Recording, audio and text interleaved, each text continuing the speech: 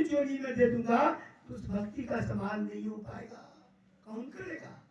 इसीलिए ऐसे भक्त को मैं बारंबार मनुष्य का शरीर देता हूँ और तब तक देता रहता हूँ जब तक वो सारे दुखों से छूट नहीं जाता, उस परम प्रभु परमात्मा को प्राप्त नहीं कर लेता। अब सोच लीजिए, मनुष्य शरीर पा करके अगर हाथ पर हाथ धर करके बैठे हुए हैं तो भयंकर भूल में संत सदगुरु से युक्ति जान करके अभ्यास कीजिए। संत महापुरुष यह नहीं कहता संसार का काम नहीं करो। अरे संसार में जीने के लिए संसार का काम करना ही पड़ेगा। धन चाहिए, मकान चाहिए, सब कुछ चाहिए, सब चीज कमाई कीजिए, लेकिन उनसे थोड़ा थोड़ा समय निकाल करके परमात्मा का भक्ति कीजिए। ये पूंजी को जमा कीजिए। वो पूंजी तो जमा कर ही रहे हैं, इस पूंजी को भी जमा कीजिए। ये पूंजी आपको ये लोक और परलोक दोनों में सुख देगा। इसीलिए संत महापुरुष कहते हैं इस पूंजी को भी जमा कीजिए। बूंद बूंद से घड़ा भरता है। थोड़ा थोड़ा अगर आपने जमा करेंगे तो यही पूंजी आपको सारे दुखों से छुड़ा देगा, फिर मनुष्य का शरीर दिलाएगा और अंत में परम प्रभु परमात्मा से मिलाएगा। इसीलिए अनमोल शरीर परमात्मा को भजने के लिए, भक्ति करने के लिए मिला है, भक्ति करने के लिए मिला है। और ये भी कान खोल करके सुन लीजिए, अगर आप बिगड़ गए हैं अभी, आप अगर मांस मछली अंडा शराब दारू तारी पी रहे खा रहे हैं, तो आपका आने वाला पीढ़ी बेटा पोता क्या करेगा बताइए? वो भी तो वही करेगा ना। किसने बिगाड़ा? उसको बिगाड़ने वाले कौन हैं? बिगाड़ने वाले आप हैं और सुधारने वाले आप हैं। अगर आप सुधर गए, आपका आने वाला पीढ़ी सुधर जाएगा, और आप बिगड़ गए, आने वाला पीढ़ी बिगड़ जाएगा। इसलिए अपने आने वाले पीढ़ी को बिगाड़िए नहीं, आने वाले पीढ़ी को सुधारिए। कहते भूत पिशाच जो पूजत है वो जाकर हो गए भूत है जी। अब भूत चोरी भरमत पिए वाको वाकूत है जी। घुघरेला फूल पे ना बैठे, वे जाके बैठे वो मुंह पे जी। अब पलटू को रीति नहीं छोड़े, जहाँ बाप गया था पूत है जी। जैसा आप अभी आप अगर भक्ति कर रहे हैं, सत्संगी है, तो निश्चित ही आपका बेटा पोता सत्संगी बनेगा। इसलिए भूल मत कीजिए, आने वाले पीढ़ी को सुधारिए। आप सुधर जाइए, आने वाले पीढ़ी सुधर जाएगा। आने वाली पीढ़ी को बिगाड़िए नहीं, आप बिगड़ जाएंगे, आने वाला पीढ़ी बिगड़ जाएगा। किसी गांव के 4 युवक पढ़े लिखे गांव से बाहर एक पुल पर जाकर के बैठा। देखिए, जब चोर एक जगह बैठेगा तो चोर का ही विचार करेगा कहाँ चोरी करना। शराबी एक जगह बैठेगा तो शराब का ही बखान करेगा। जुआरी एक जगह बैठेगा तो जुआ का ही बखान करेगा।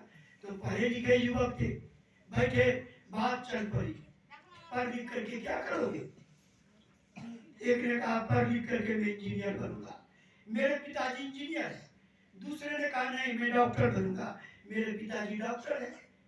तीसरे ने कहा नहीं मैं शिक्षक बनूंगा, मेरे पिताजी शिक्षक हैं। और चौथा जो था वो मुंह नीचे करके चुपचाप बैठा रहा, मुख से एक आवाज नहीं निकला, आंख से आंसू आ गया और रोते हुए घर गया। पिता के पास जाकर के फूट करके रोने लगा। पिता कहने लगा पुत्र क्या हो गया, किस चीज की कमी हुई, कौन सा दुख हो गया तुमको? कहा पिताजी हम 4 साथी गांव से बाहर एक पुल पर बैठे थे, बात चल पड़ी पढ़ लिख करके क्या करोगे? एक ने कहा दिया मैं पढ़ लिख करके इंजीनियर बनूंगा, मेरे पिताजी इंजीनियर है। दूसरे ने कहा दिया मैं डॉक्टर बनूंगा, मेरे पिताजी डॉक्टर है। तीसरे ने कहा मैं शिक्षक बनूंगा, मेरे पिताजी शिक्षक है। लेकिन मेरे मुख से एक आवाज नहीं निकला। पिताजी क्यों नहीं निकला? उसका पिता एक नंबर शराबी और एक नंबर जुआरी था। कहा पिताजी मैं कहता तो क्या कहता कि मैं पढ़ लिख करके एक नंबर शराबी और एक नंबर जुआरी बनूंगा, क्योंकि मेरे पिताजी एक नंबर शराबी और एक नंबर जुआरी है। इसलिए पिताजी मेरे मुख से आवाज नहीं निकला। पुत्र को रोते हुए देख करके पिता के भी आंख में आंसू आ गया और रोते हुए पिता कहते पुत्र मैं आज दिन से और अभी से कसम खाता हूं, जितना भी दुर्गुण मेरे अंदर में है मैं अभी से सब छोड़ दिया और जाओ तुम जा करके कह दो कि मैं पढ़ लिख करके इंसान बनूंगा। कहने का मतलब अगर आप सुधरेंगे तभी आपका पीढ़ी सुधर जाएगा, अगर आप बिगड़ गए तो आने वाला पीढ़ी बिगड़ जाएगा। इसलिए अनमोल शरीर मिला है परमात्मा का भक्ति करने के लिए। संसार का काम करते हुए असली काम है यही भक्ति। संसार का जितने भी काम कर रहे हैं वो सब दूसरों के लिए, बेटा पोता के लिए, लेकिन असली पूंजी जो है यही असली पूंजी। सत्संग, परमात्मा की भक्ति, सत्संग और ध्यान, यही असली पूंजी है। इसीलिए इसको भी जमा कीजिए तभी आपका कल्याण होगा।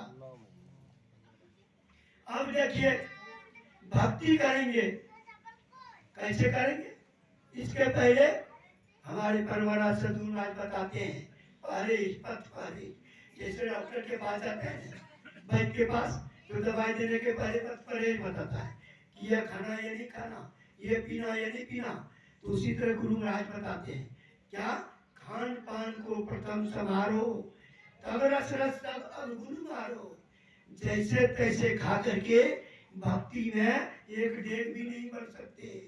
आप देख लीजिए, भांग का पकौड़ा खाइए क्या होगा, नशा लगेगा। भांग का शरबत पीजिए क्या होगा, नशा लगेगा। बेल का पीजिए, नींबू का पीजिए, नहीं लगेगा। क्यों, उसके अंदर वो गुण है, वो गुण आपके अंदर आ गया।